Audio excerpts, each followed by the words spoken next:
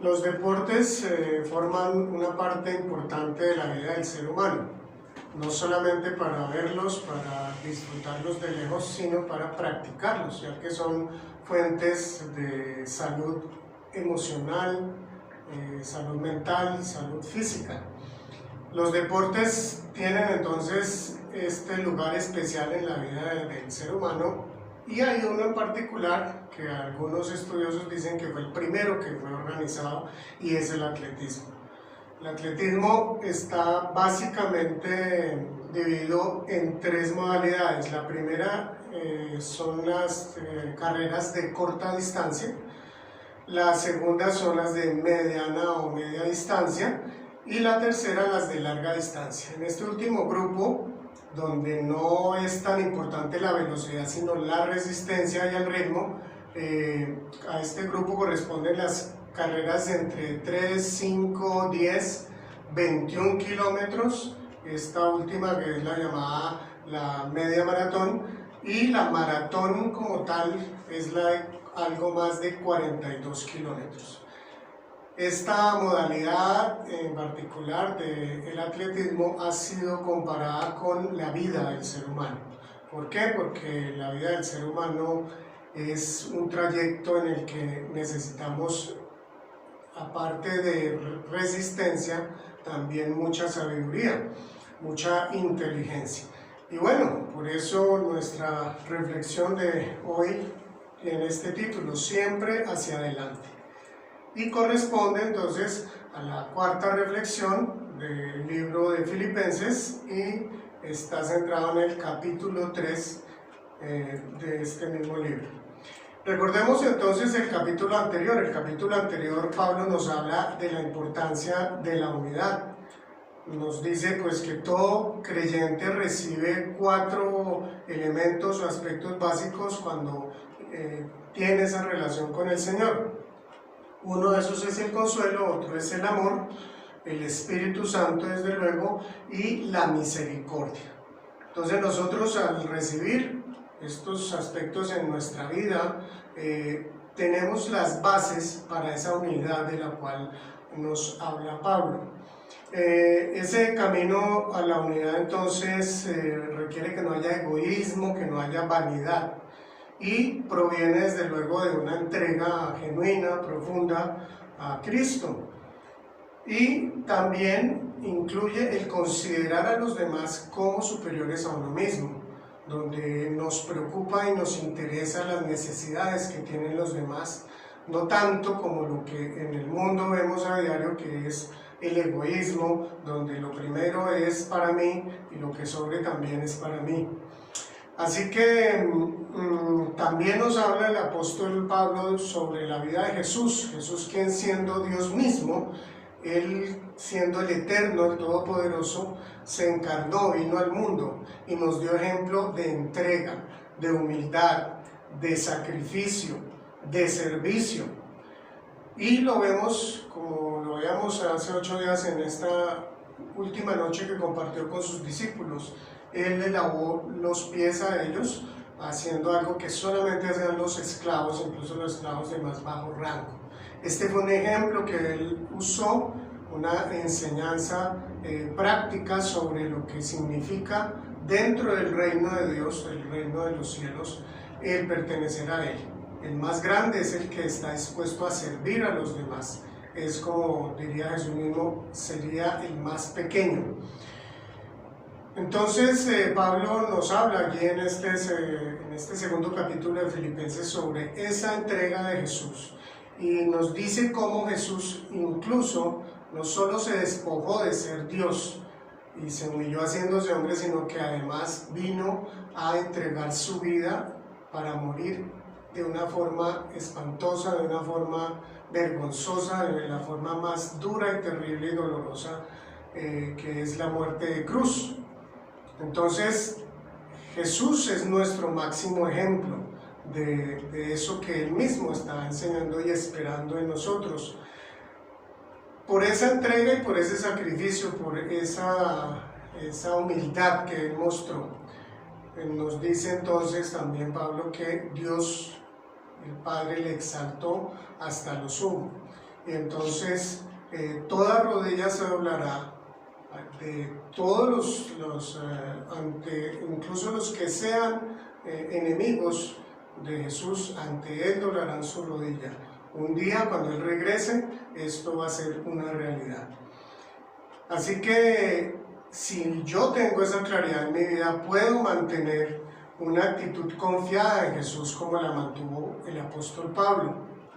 Pablo realmente, en medio de esta situación en que está escribiendo esta carta, que es una situación muy difícil porque él está en la cárcel, él está unido a un soldado romano que le vigila en todo momento y él no puede salir del lugar donde él está viviendo, y entonces Pablo mantiene esa alegría, dijéramos, tal vez una mejor palabra sería un gozo. Es decir, a pesar de las circunstancias, mantiene una esperanza y ve en medio de las dificultades las cosas buenas, las cosas realmente valiosas que tienen realmente importancia hacia la eternidad. Una de esas es para él su meta, y es llevar el evangelio a los gentiles, a los no judíos. Por eso entonces Pablo, al finalizar, decía que él estaba gozoso, él estaba feliz, él tenía esa tranquilidad si él llegaba a morir. Incluso él usa el término una libación, es decir, esa libación es un vino, un líquido que se pone con el sacrificio para que sea un olor fragante para Dios. Entonces Pablo tiene esta actitud, y es la que Pablo anima a los creyentes a que mantengamos esa misma actitud, esa unidad. Bien, entonces hoy pasamos al capítulo 3, este primer versículo, y es nuevamente un llamado a la alegría. Dice así: por lo demás, hermanos míos, alégrense en el Señor. Para mí no es molestia volver a escribirles lo mismo, y a ustedes les da seguridad. Es llamativo que vuelve entonces Pablo a motivar, a llamar a los hermanos a mantener esa alegría. Alégrense en el Señor. No es una alegría de esas pasajeras, es una alegría que está basada en esa relación con el Señor. No se trata entonces de portar una máscara, ponerse la careta de alegría, a pesar de que estemos hechos pedazos por dolores, sufrimientos. No se trata de eso. Se trata de algo que parte de esa relación. Por eso dice: por los demás, hermanos, alégrense en el Señor. Es en el Señor que nosotros podemos encontrar esa paz interior, ese gozo interior, aún en medio del sufrimiento. Puede haber esperanza, puede haber esa paz que sobrepasa todo entendimiento. En ocasiones, siendo creyentes, nos descuidamos en nuestra relación, nos alejamos del Señor, y en medio de las dificultades y problemas que son habituales, que forman parte de esta vida, entonces perdemos ese gozo. Por ejemplo, quiero invitarles a ver esta imagen, una fotografía, especialmente en los tiempos en que las imágenes se imprimían, estaban en papel fotográfico. Había algo que de pronto nos incomodaba. Para los que no saben, pues, y los que sí sabemos, recordemos, cuando alguien tomaba la fotografía y si tenía un dedo sucio, fijémonos que la dejaba marcada, le dejaba esa huella. Entonces no había realmente una solución si esa mancha, esa huella, esa suciedad era muy profunda y quedaba esa foto dañada. ¿Cómo se podía solucionar eso? Tocaba entonces, si se tenía el negativo, volver a imprimir la fotografía. Y algo así pasa en nuestras vidas, cuando nos alejamos del Señor y llegan esos momentos en que otras personas nos hieren, nos hacen daño, o tenemos que vivir circunstancias que nos marcan, como se dice en el argot popular, dejan huella en nuestra vida, necesitamos del Señor, necesitamos nuevamente acudir a Él. Qué bueno que entonces no descuidemos esa relación, porque cuando nosotros mantenemos esa relación viva con el Señor, entonces Él la limpia, la borra, Él sana nuestras heridas, Él vuelve entonces a nuestra vida dándonos ese corazón restaurado. Así que, pues, qué importante mantener esa relación con el Señor. Pasemos a esta segunda parte, lo verdaderamente importante, y va desde el verso 2 hasta el 10. Dice así: cuídense de esos perros, cuídense de esos que hacen el mal, cuídense de esos que mutilan el cuerpo, porque la circuncisión somos nosotros, los que por medio del Espíritu de Dios adoramos, nos enorgullecemos en Cristo Jesús y no ponemos nuestra confianza en esfuerzos humanos. Bueno, esta primera parte pues nos está hablando de una situación que se estaba dando en muchas de las iglesias que estaban siendo fundadas. ¿A quién se refiere aquí Pablo cuando dice cuídense de esos perros? Pues explica, ¿no? Dice cuídense de esos que hacen el mal, cuídense de esos que mutilan el cuerpo. Pero igual esta información no es suficiente, a menos que estuviésemos viviendo algo similar como lo que estaban viviendo las iglesias en este primer siglo. Eran creyentes, que eran cristianos, que desde luego, como todos los primeros cristianos, eran judíos. Entonces estas personas, siendo judías creyentes, insistían, creían, y en forma, digámoslo así, opuesta a lo que los mismos líderes de la iglesia habían enseñado, querían imponerle a los no judíos, a los gentiles, querían imponerles que ellos se hicieran primero judíos. Entonces aquí está hablando de estas personas que se les ha llamado y se les nombra en otros pasajes como los judaizantes, o también se les llamaba los de la circuncisión. ¿Por qué? Porque estos judaizantes entonces eran judíos cristianos que querían que los gentiles primero se hicieran judíos, es decir, se apropiaran de los ritos, del cumplimiento de la ley, y no solo de la ley, sino de las tradiciones que los mismos judíos le habían agregado a la ley. Esto era lo que ellos buscaban, y entre esto estaba la circuncisión. Por eso aquí entonces Pablo dice, realmente, y vamos a entenderlo porque era algo muy preocupante, era algo peligroso, era una doctrina que parecía inofensiva, como muchas otras doctrinas, pero que si no se cuida, viene a causar un daño muy grande en la misma comunidad.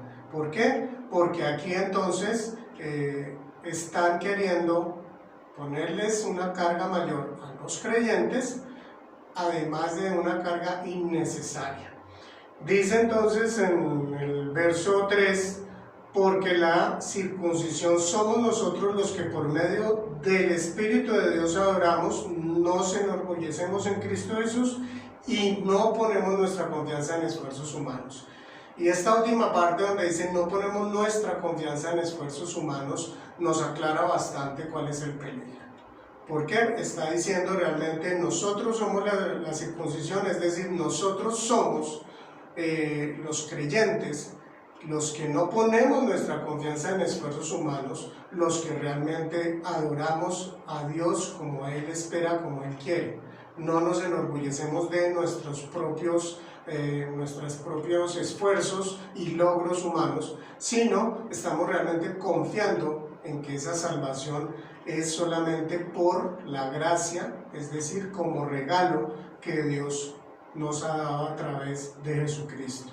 Por eso Pablo, ahí terminando el verso 2, dice los que mutilan el cuerpo, es decir, él está utilizando aquí un término que cabría para los que sacrificaban a los ídolos, animales, incluso seres humanos, y mutilaban también a las personas.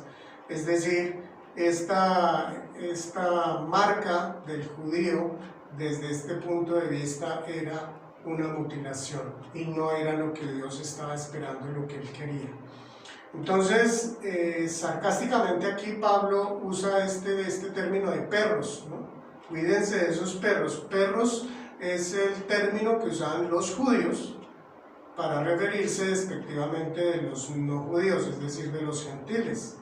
Y en este caso miremos el sarcasmo que Pablo, siendo judío, le está diciendo a estos creyentes judíos, los está llamando como si fueran gentiles, como si fueran de una manera despectiva, realmente todo lo opuesto a lo que ellos mismos quieren mostrar, que son supremamente cumplidores de la ley, pero sin esto entonces, según ellos, no había la salvación. Y no es realmente lo que el Señor Jesucristo vino a darle al ser humano. Entonces, pasemos ya a la siguiente parte, los versos 4 al 6, donde dice lo siguiente. El apóstol Pablo continúa con este mismo tema. Fijémonos que esta segunda parte se llama lo verdaderamente importante, porque Pablo nos va a aclarar esto. Dice: yo mismo tengo motivos para tal confianza. Si cualquier otro cree tener motivos para confiar en esfuerzos humanos, yo más, circuncidado al 8º día, del pueblo de Israel, de la tribu de Benjamín, hebreo de pura cepa, en cuanto a la interpretación de la ley fariseo, en cuanto al celo perseguidor de la iglesia, en cuanto a la justicia que la ley exige, intachable. Así que Pablo continúa con este tema y lo que les está diciendo es: si ustedes creen que realmente deberíamos confiar en los esfuerzos humanos, pues yo sería uno de ellos, de los que tengo más razones para confiar en mis propios logros, mis propias capacidades. Y hace entonces esta lista. Muy interesante, porque entonces nombra cosas que para cualquier judío sería algo muy bueno, muy importante, algo realmente para estar tranquilo ante Dios, según lo que creían muchos judíos. Entonces, por eso comienza en el verso 5 diciendo: circuncidado al 8º día. Es decir, Pablo no había sido circuncidado al 9º, al 7º día. No, él había sido circuncidado al 8º día, como lo ordena la ley. Entonces, él, desde su más tierna infancia, desde bebé, había empezado a cumplir la ley, desde luego en este caso, gracias a sus padres. Entonces, él era un judío, desde ese punto de vista, sin tacha. Dice del pueblo de Israel, es decir, él no era prosélito, o sea, no era un gentil que se había unido a la fe judía. No, él era del pueblo de Israel, y aclara, dice, de la tribu de Benjamín. Está diciendo de la tribu de Benjamín porque la tribu de Benjamín, digámoslo así, era como la aristocracia dentro de las 12 tribus. ¿Por qué? Porque Benjamín fue uno de los 2 hijos de Jacob, es decir, de quien luego fue llamado Israel, el padre de las 12 tribus. Fue uno de los 2 hijos que nació de la esposa amada de Jacob, que era Raquel. Entonces, la tribu de Benjamín, pues tenía ese origen especial, pero además Benjamín, fijémonos, fue el único de los 12 hijos de Jacob que nació dentro de la tierra prometida. Además de la tribu de Benjamín nació Saúl, el primero de los reyes de Israel. Pues esto es lo que está diciendo entonces aquí el apóstol Pablo cuando dice que él pertenecía a la tribu, o pertenece pues como judío a la tribu de Benjamín, es decir, él está en la aristocracia de los judíos, él pertenece a esa aristocracia. Y cuando dice a continuación, bueno, por eso concluye aquí hebreo de pura cepa. Todo lo anterior pues es para decir, soy un hebreo, un judío total, de cabo a rabo pues.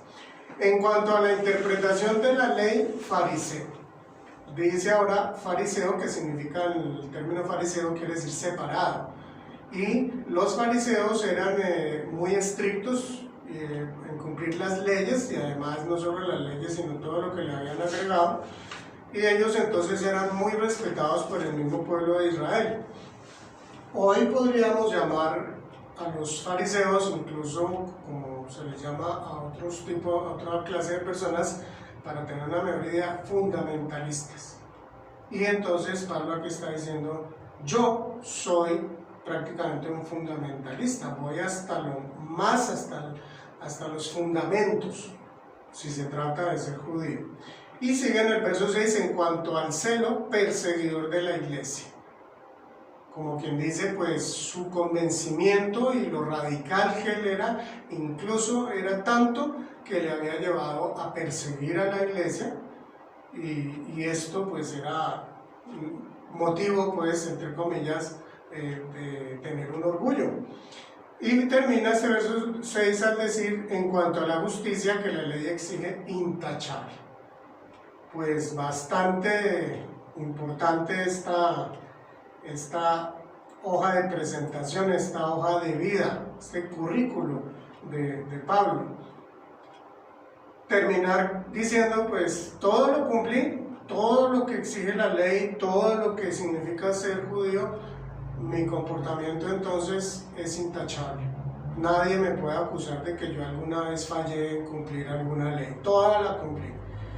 Bueno, entonces pudiéramos decir que él está sobrado y tiene pues un currículo por encima de la media, está pues por encima de todos. Y él continúa entonces pues hablándonos en este contexto.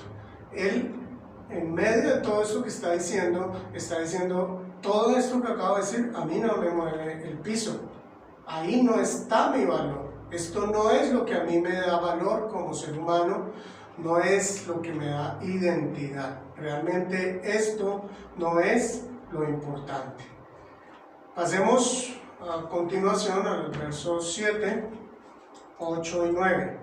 Dice así, sin embargo, todo aquello que para mí era ganancia, ahora lo considero pérdida por causa de Cristo. Todo esto que él acaba de decir, ahora lo considera ¿qué? Pérdida por causa de Cristo. Y explica, es más, verso 8, todo lo considero pérdida por razón del incomparable valor de conocer a Cristo Jesús, mi Señor. Por Él lo he perdido todo y lo tengo por estiércol a fin de ganar a Cristo y encontrarme unido a Él. Pablo entonces aquí ya desarrolla y explica un poco más.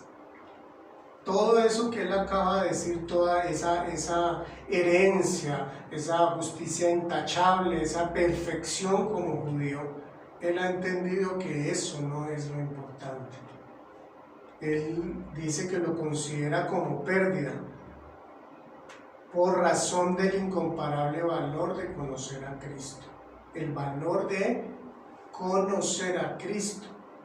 Él en su vida, en su experiencia, habiendo llegado a ser una persona que perseguía incluso para llevarles a la muerte a los cristianos, en su encuentro en el camino cuando iba a Damasco, él estaba entonces convencido que lo que estaba haciendo era lo que debía hacer, pero ese encuentro con Jesús le cambia absolutamente todos sus proyectos de vida, todos sus valores, todo lo que él creía que era realmente lo más importante. Así que Pablo considera que todo eso es pérdida, no tiene valor, gracias a que él conoce lo que sí tiene valor. ¿Y qué es lo que sí tiene valor? Es conocer a Cristo. ¿Por qué? Porque es en Cristo que él ha encontrado realmente la paz y la salvación, la vida eterna. Él entonces, todo le ha cambiado en su vida, y como dice en el verso 8, por él lo he perdido todo. Y es muy fuerte cuando dice, todo lo tengo por estiércol a fin de ganar a Cristo y encontrarme unido a Él. Cuando él conoce entonces a Cristo, él tiene ese nuevo nacimiento que Cristo mismo habló. Él es hecho una nueva criatura y esos valores de su vida que han sido transformados pues son muy diferentes a lo que el común de los judíos pensaban en ese momento y incluso a lo que muchas de las personas hoy en día seguimos pensando.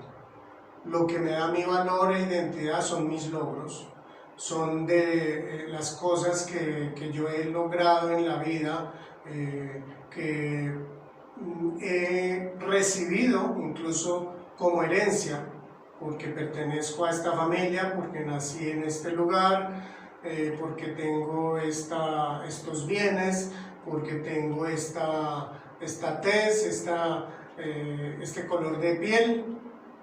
En fin, muchas cosas que son externas y que son consecuencia, incluso en ocasiones de cosas que no hemos hecho, pero en muchas otras que también provienen de esfuerzos personales o propios.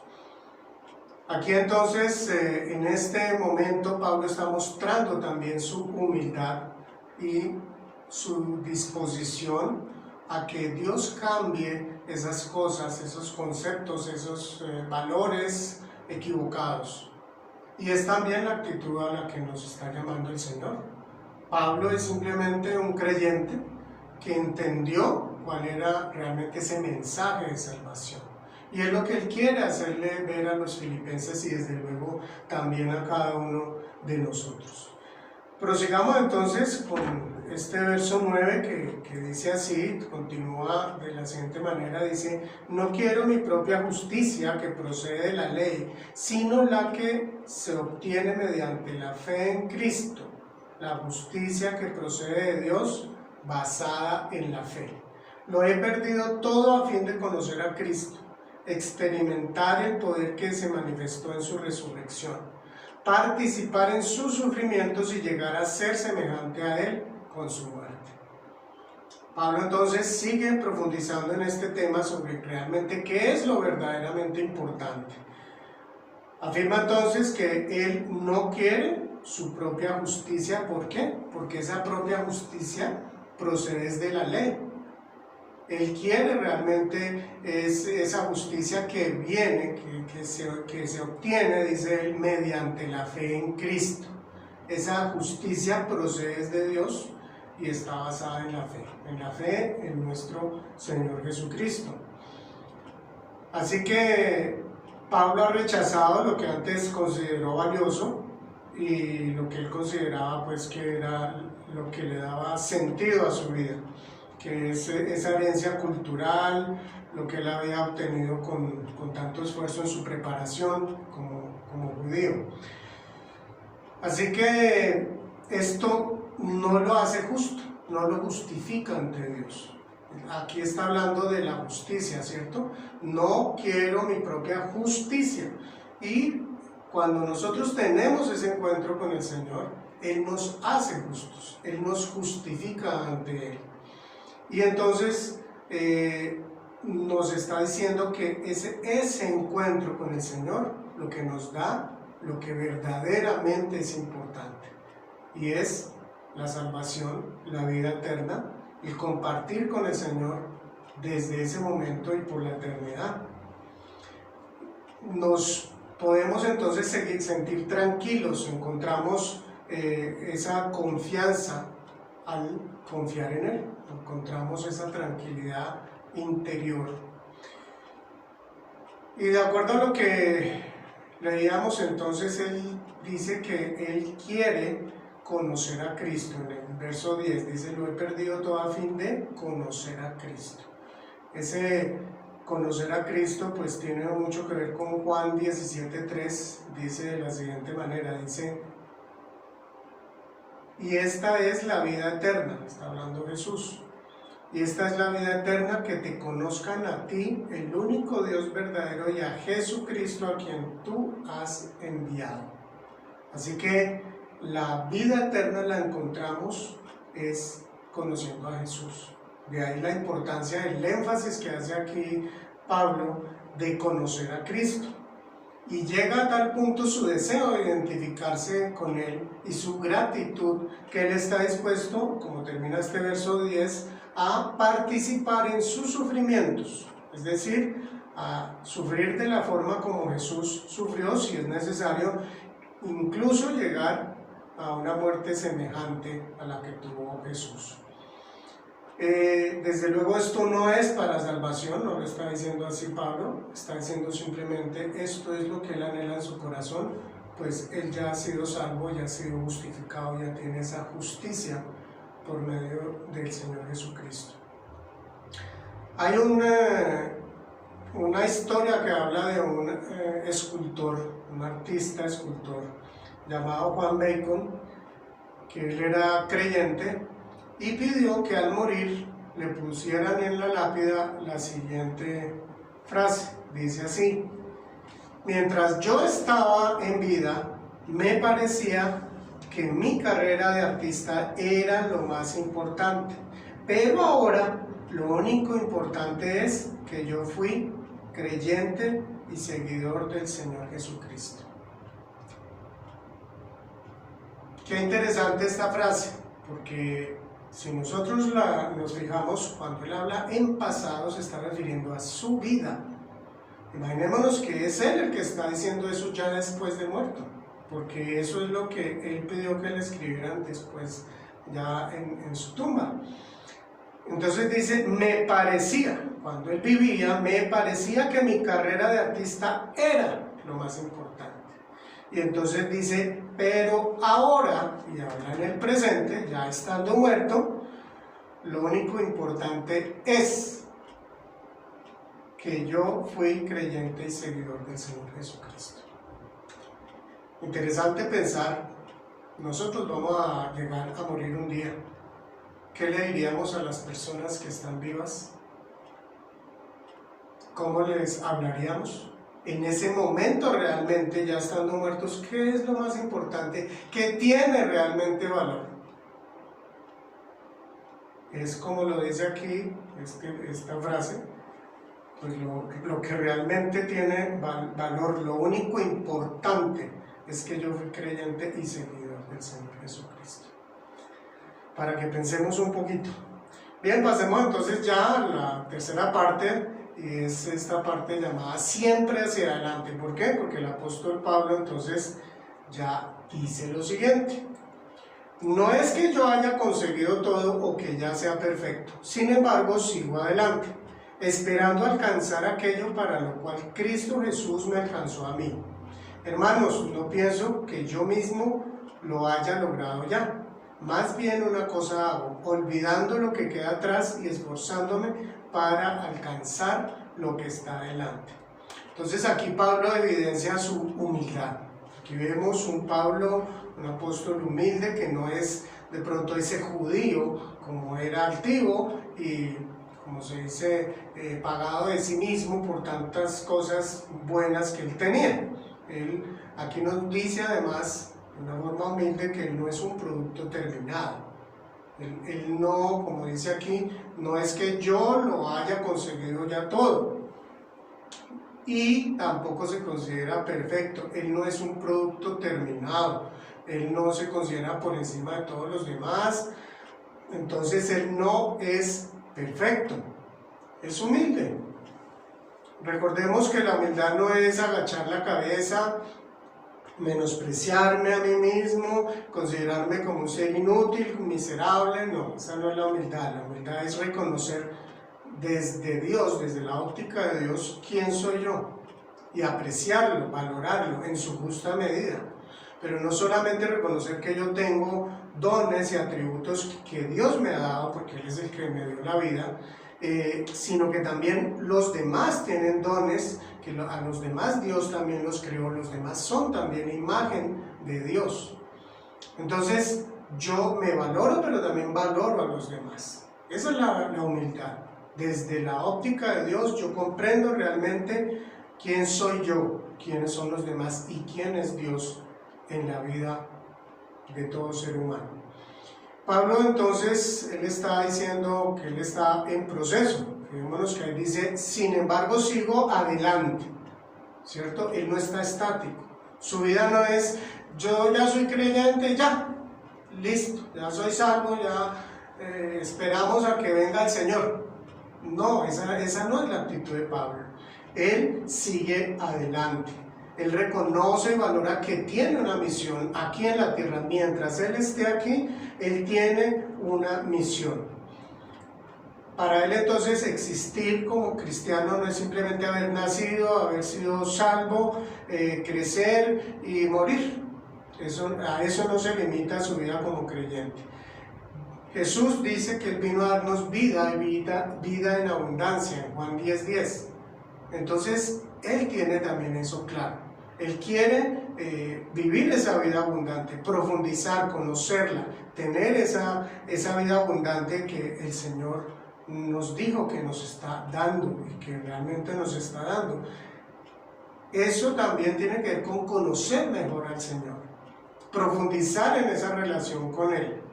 ¿Cómo? Pues como ya lo hemos visto y es algo que no nos sobra repetirlo, es acercándonos a su palabra, estudiándola, meditando en ella, adorándole, alabándole, orando, compartiendo tiempo con Él, pero también con hermanos, es decir, esa comunión, porque el Señor Jesucristo nos dejó la iglesia para ser edificados. Entonces también conozco más al Señor a través de esa relación con mis hermanos.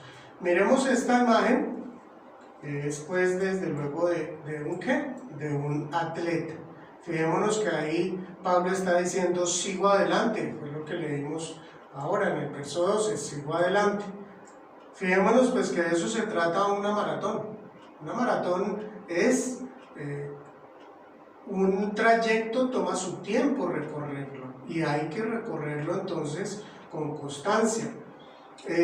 Pero además teniendo presente que no podemos cargar cosas que nos estorban. Fijémonos que el deportista lleva un calzado cómodo, pero además lleva la ropa apropiada, liviana, que no le estorbe, no va a correr con un abrigo, ¿cierto? No va a correr con un morral, con esas cosas que no ayudan. Entonces, él deja atrás lo que no sirve, dice, aunque él no piense que ya lo ha logrado todo, dice una cosa hago, olvidando lo que queda atrás y esforzándome por alcanzar lo que está adelante. Esa es la actitud en una maratón de un atleta y es la actitud de nosotros, creyentes, mirando hacia nuestra meta, avanzando, dejando las cosas que no sirven atrás. ¿Cuáles son esas cosas que no sirven? Todo lo malo, lo negativo, sí, claro, tenemos que dejar esas cosas que no sirven, que son malas o son negativas, que nos cargan. Pero aquí en el caso del apóstol Pablo nos da un ejemplo muy interesante. Fijémonos que él dejó atrás ¿qué cosas negativas? Pues cosas negativas, él llegó a perseguir a la iglesia. Incluso él llegó a ser cómplice en la muerte, en el asesinato de Esteban. Pero él no vivía pues con eso martillándole allá su conciencia, no, él aceptó, él creyó, él se arrepintió y creyó en el perdón de Dios. El Señor le había perdonado. Entonces nosotros también debemos dejar atrás esas cosas negativas que nos sirven. Pero fijémonos que el ejemplo que aquí llama la atención más aún es el ejemplo de las cosas que pudiéramos llamar positivas. Pues es que él era judío de judíos, él era pues fariseo, él era la tribu de Benjamín. Eso no, a los ojos del judío y del ser humano pudiéramos decir, esto no es malo, esto no es negativo. Pero esto le estorbaba a Pablo para su relación con el Señor, para conocerlo mejor. Eso era un lastre, eso era algo que realmente no servía, porque por ahí comienza Pablo dándoles entonces una explicación y una enseñanza a estos judaizantes o a los de la circuncisión, que para ellos era tan importante estos logros humanos, personales. Entonces Pablo está diciendo, eso también lo dejo atrás. ¿Por qué? Porque me estorba, no me sirve. Entonces, por eso esta ilustración nos ayuda a ver cómo debe ser nuestra vida como creyentes. No es estática, debemos de ir avanzando, pero no carguemos con cosas que no nos sirven, que nos alejan del Señor. Dejemos eso y más bien permitamos que el Señor siga cambiando esos conceptos, esos valores, entre comillas, que ya no deben de formar parte de nuestra vida. Bien, entonces leamos ya el último verso de esta tercera parte, del siempre hacia adelante, que dice así, el 14: sigo avanzando hacia la meta para ganar el premio que Dios ofrece mediante su llamamiento celestial en Cristo Jesús. Miremos entonces, él sigue pues con esa idea, ¿no? Sigo avanzando hacia dónde, hacia la meta para ganar el premio que Dios ofrece mediante su llamamiento celestial en Cristo Jesús. Este verso 14 entonces tiene que ver con esta imagen de seguir avanzando hacia la meta con un propósito.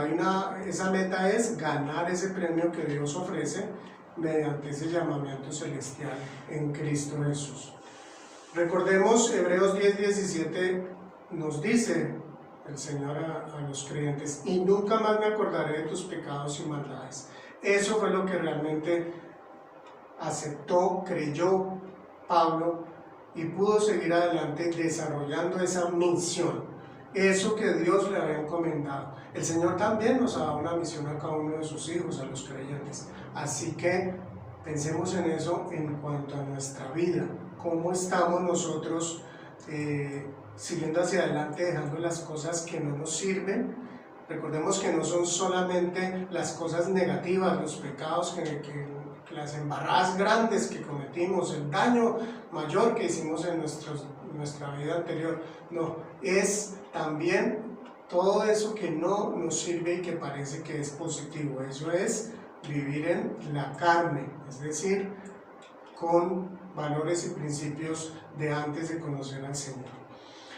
Bien, y entonces concluimos ya con esta cuarta parte que dice con esperanza en el futuro, y son estos dos últimos versículos. Versículo 20 y 21 dice así: nosotros somos ciudadanos del cielo, de donde anhelamos recibir al Salvador, al Señor Jesucristo. Él transformará nuestro cuerpo miserable para que sea como su cuerpo glorioso, mediante el poder con que somete a sí mismo todas las cosas. Así concluye Pablo este tercer capítulo que él envía a los filipenses estando en la cárcel. Siempre tengamos esto presente. Él tiene esa esperanza, él mantiene ese gozo interno, esa felicidad.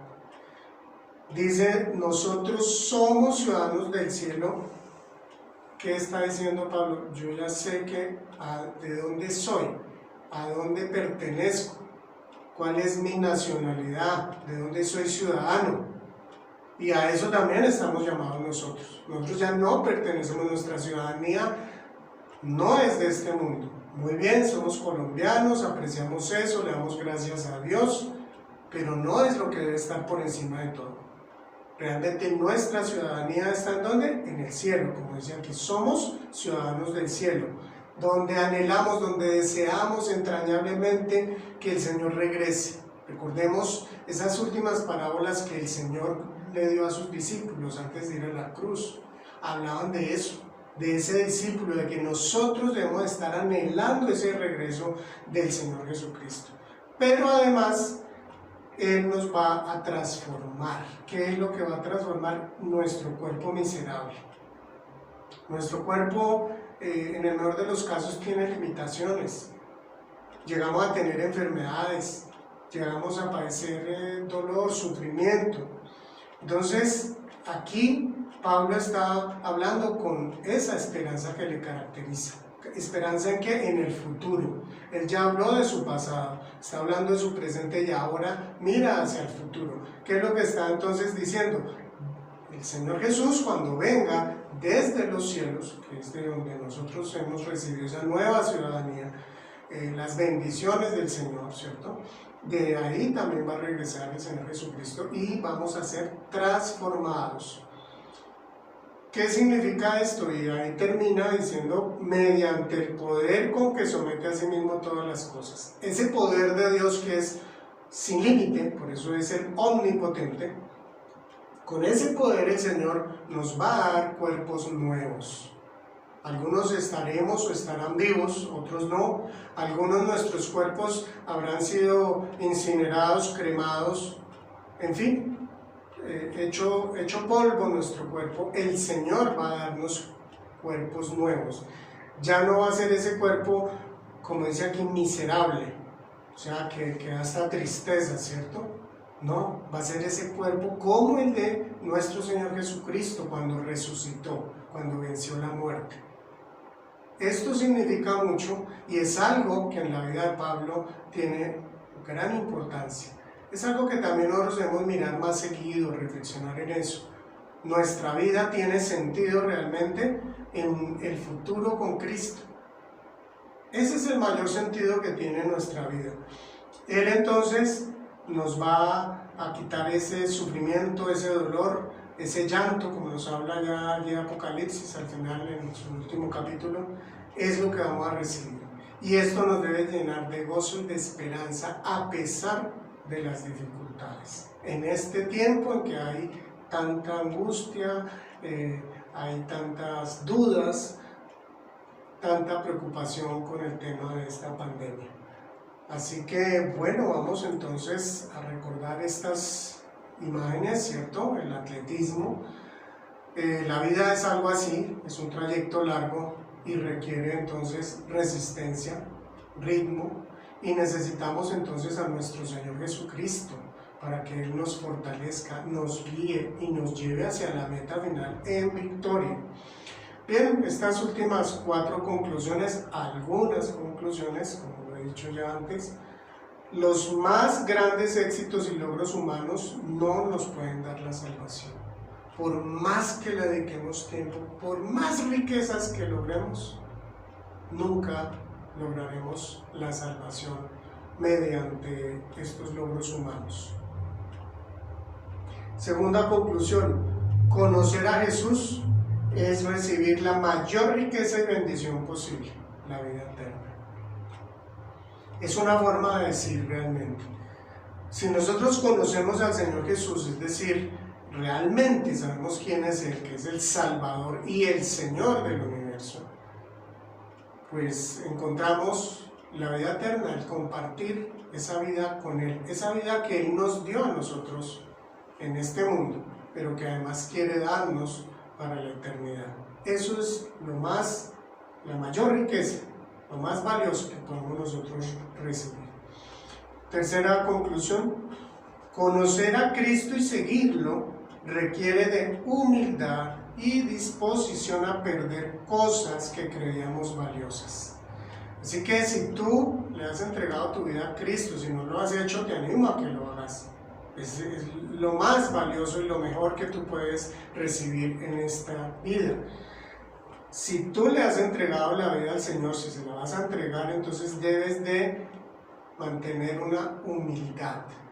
Debes de mantener esa disposición a ser cambiado, transformado en tu mente, en lo más profundo de tu ser.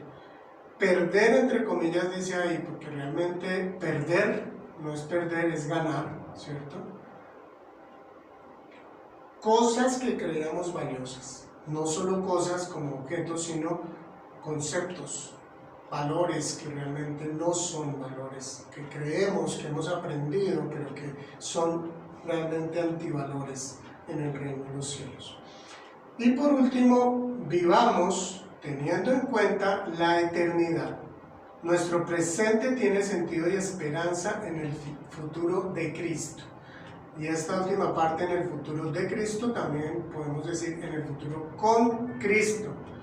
Vivamos entonces este presente, este mundo pasajero, esta vida, no porque la descuidemos y nos volvamos pues irresponsables, no, sino que además de ser personas como este mundo está necesitando, ser sal y luz en este mundo, también tengamos nuestra mira puesta en esa meta espiritual, que es llegar a la presencia del Señor. El Señor te bendiga.